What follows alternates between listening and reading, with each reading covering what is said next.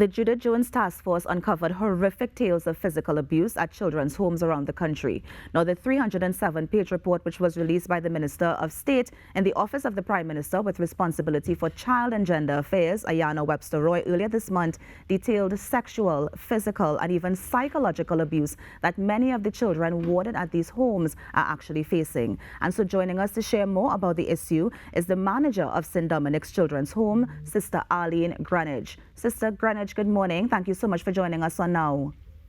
Good morning. Morning. Thank you for having me. Of course, we wanted to hear from a representative from one of the home sisters. So let's jump right in. I mean, general initial thoughts about the investigation and, of course, the process of gathering information to generate a report such as this. So generally, we here at St. Dominic's, the board members of the board and members of our management team, we welcome the investigation. We were encouraged by the disposition of the members of the team who came to us. So we had two meetings with the representatives of the team, of the investigative team. The disposition, they were courteous, very professional. Not at all condescending, you know, so that was positive. Within the report itself, there were lots of recommendations that we were also encouraged by. The fact is that we've been here before many times. It's really easy to sort of lapse into a sense of, oh gosh, here we go again, you know. But some of the recommendations are really, we think, recommendations that we ourselves we have been pushing for, you know, in terms of addressing gaps in services and in service delivery, about the government prioritizing resources in terms of programs for young people and in terms of programs to help, finances to help the children's homes get what they need to get done in terms of complying with regulations and that kind of thing. So a lot of it was encouraging. One of the things that we found most concerning, however, was the fact, and it's stated there in the report, and I'm going to quote, that this report aims not to establish the truth of the allegations of abuse, but to acknowledge the allegations and so on. And that we found most concerning, because even though the investigative interviews in terms of the posturing of the team members was positive experience for us, we weren't given a chance to respond. I don't know about the other institutions, but we weren't given an opportunity to respond to the allegations. Not that that is necessarily where we want to get stuck anyway, because as I said, some of these allegations, not just for ourselves, generally, have come up before, you know. So that was one of the things that we found most concerning. Another thing that we found most concerning, was the fact that children's homes, community residences, as they referred to in the document, that we were all painted with the same brush. The fact is that the report didn't give the full picture of where many of us are at. Things do go wrong in children's homes.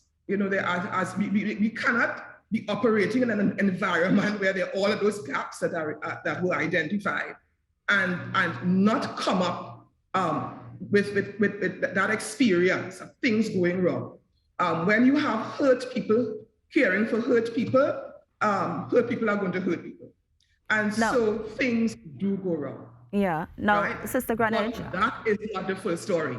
Right. You know, there are systems in place to address many in terms of risk mitigation. At least for us here at St. Dominic's Children's Home, we have been compliant with the regulations in order that's required of us in terms of reporting critical incidents. So when things do go wrong, we report it to the Children's Authority. We report it to the police. We check in with the Child Protection Unit.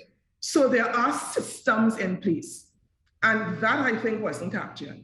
There are Sister Greenidge? Yes. All right, Sister Greenidge. No, I understand the concern, and I understand the passion in your voice. But just one thing I wanted to nail down on: there were 3 alleged incidents in the report, and if I'm not mistaken, they were not discussed during any of the interviews, and of course during the investigation. And of course, I know one of the concerns was that the St. Dominic's Children's Home didn't get time to really respond to those allegations. Can you shed some light on this? Okay, so one of the allegations, for example, would have been an allegation that the home does not protect its children, and I may not be quoting it directly, but this is the gist of it, that St. Dominic's Children's Home does not protect its children from exposure to grooming, and then opens them up to expose them to sexual abuse, the possibility of sexual abuse happening. And there was actually one report, one incident recorded, right, at one of our other we have 3 locations, first of all, at one of our remote locations. Again, that wasn't fully covered. So we do have systems and policies in place in terms of, for children's homes, in order to be licensed, have to have something called a statement of purpose. So within our statement of purpose is that we indicate the steps we take to do things that promote safety, all right?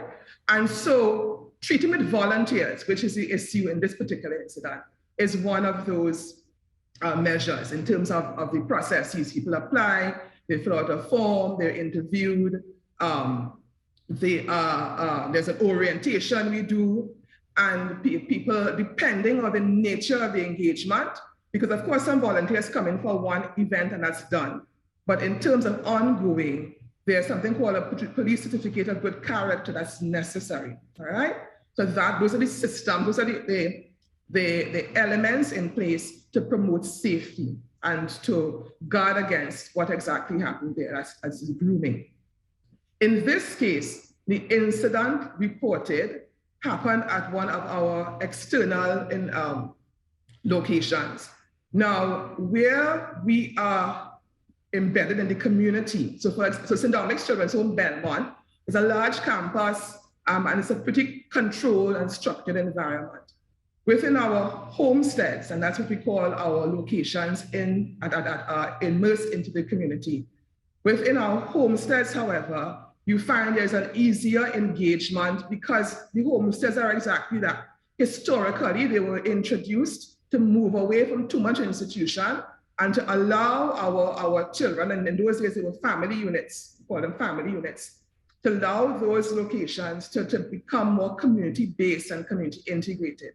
The challenge there, though, is that in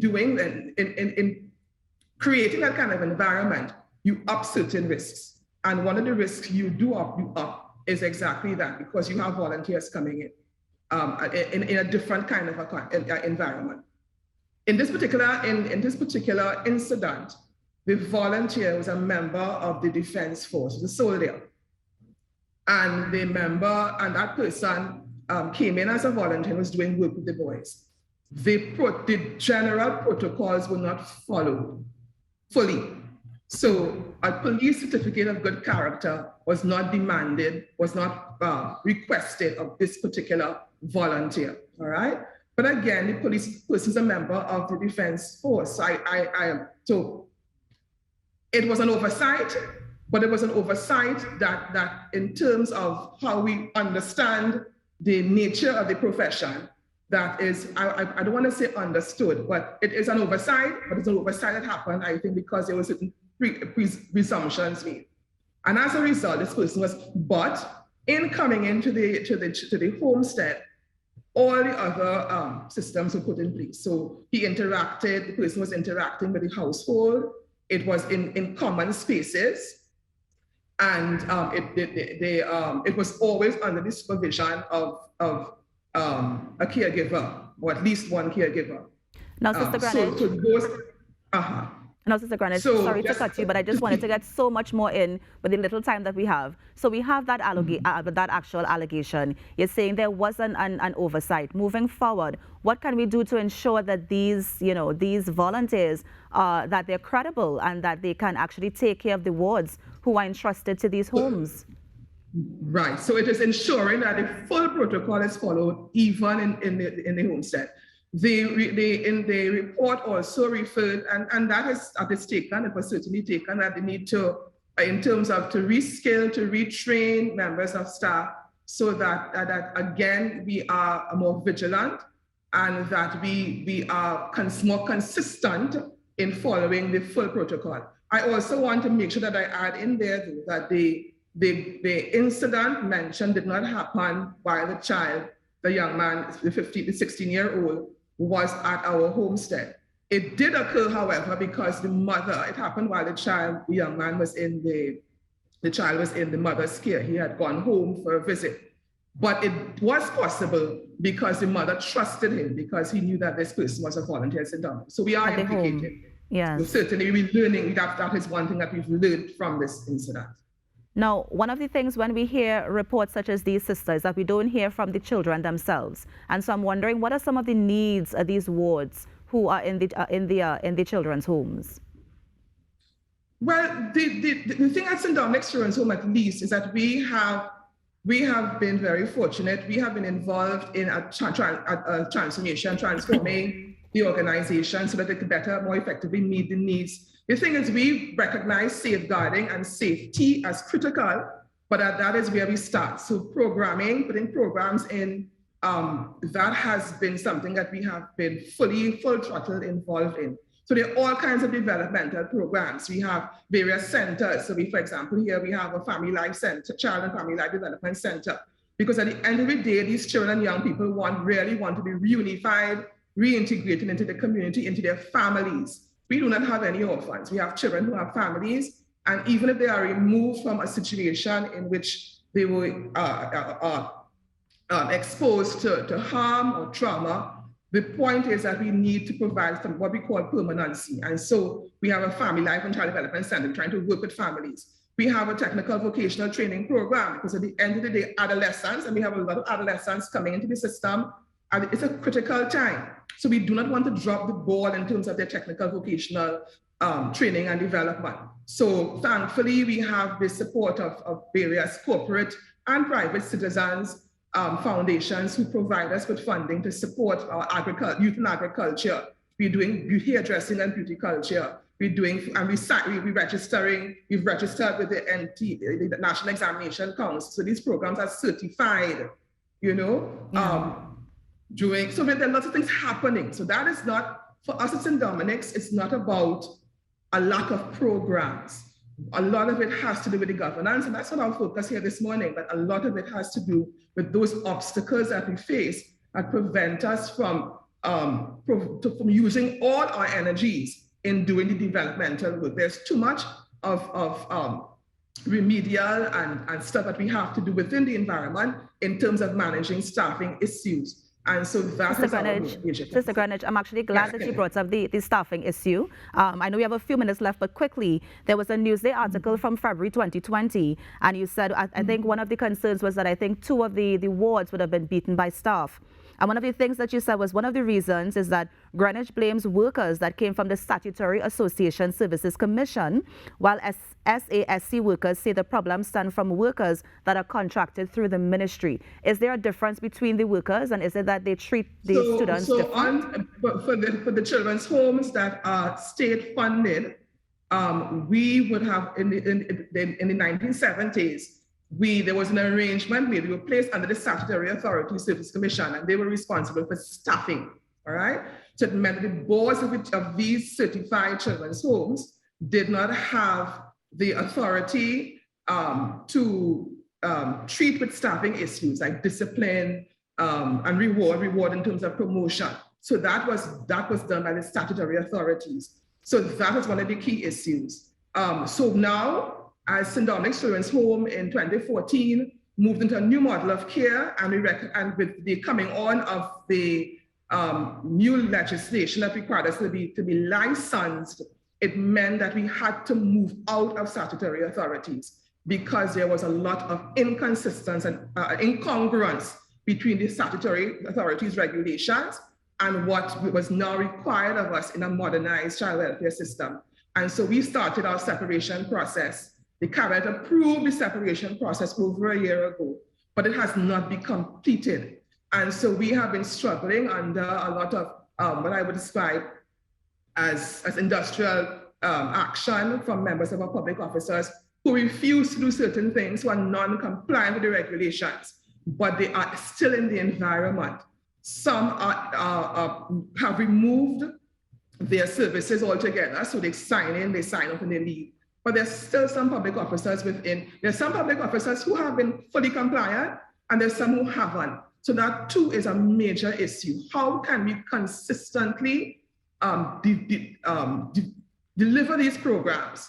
How can we so that conflict is what you, in that article, refer to a double bind. Yes. The children get caught in the middle of that. Yes. You know, so for them, for the children, as well as for both parties, there is a lot of conflict and a lot of feelings and emotions that we communicate, and sometimes in the presence of children. So that is where the children themselves get all mixed up in this. And the environment is not conducive to that safety and security that we seek to promote. So that is something that we have been struggling against and under. And as I said, the permission to be removed is there. It is just that it has not been fully, hasn't been brought to completion because certain actions have to be taken by the CPO, by the union, and those actions we have no control over. And that is a major frustration for us. And I want to say here, Kimberly, I want to add something quickly. Sure. A major frustration for our children is the fact that they do not want to be here. And if not, the fact that they do not want to be here is not purely because institutions can be so heavily structured and therefore sometimes not supportive of human agency. Our children, our young people want to experience and explore their age, and they have the power to make decisions for themselves and do things for themselves. That is not easy to manage in an institution. And that's one reason why they want out. But another reason is because children want family, and the fact is that they have family. Every time a child is reintegrated, the children who are left in the environment, you have to do all kinds of work with them because it throws them to a space and why not me? I want to go, I want my family. Now, Sister Greenidge, as you were mentioning, you know, the fact that the children don't want to be there. I mean, I know earlier you would have said that, of course, the children's homes would have problems. I mean, but what is the way forward? Coming out of the reports and the recommendations, what is the way forward now? The way forward is be mindful that safety and safeguarding is critical. But it's critical because it creates, when children feel safe and when staff feel safe, they are able to engage more effectively, more completely in the programs. If they do not feel safe and if they do not have hope, unless and until our children, young people feel that something is being done to promote and to make this reintegration and reunification happen, that is we're going to continue with this dynamic. So moving forward, we need to be outcomes oriented. What do we want to see for these children? We don't want to see them stay in the institution for years and years. The goal is permanency. The goal is providing them with the skills that they need to manage their situations out there. It means working with the family. It means working with the family. It means providing different ministries coming together. When you have to get a service for a child or for a family, and you go to education or you go to housing, many of these families need wraparound services in order to care effectively for their children. But when you go for housing, you're on a long list. When you go to social development, you're on a long list. When they have medical needs, when you go to the hospital, we do not have the time. Our caregivers who have to care for a group of children do not have the time to sit on a bench in the hospital for 5 and 6 hours to get services. So it means that there needs to be things put in place, interagency, and we saw it in the report. We saw it in the reports. We really hope that's something that we act on. That agents is multidisciplinary, multi-agency. So if we can come together to provide the wraparound services, to work towards permanency, if we can be oriented to the change we want to see, rather than stop at safety and safeguarding, understand that safety and safeguarding is the how. It is not the end. It is the how. And Mr. that Greenidge, is where we must improve. Yes, Sister Greenidge, now I know we only scratched the surface. I know you have a lot more to Yes, say, but Kimberly, unfortunately, why you doing that? I know. We're going to have you back, Yes, Sister Greenidge. I know. And this report is going to be ongoing, so we will have you back soon. But let me just thank you for the minutes that you shared with us, and I could feel the passion in your voice. And I really hope that something really happens and changes at these children's homes. So thank you so much for joining us. Thank you, Kimberly. Of course. Have a good day. Thank you. And that was Sister Arlene Greenidge from the St. Dominic Children's Home. We have so much more coming up in the Now Morning Show. We're going to take a break. Stay with us.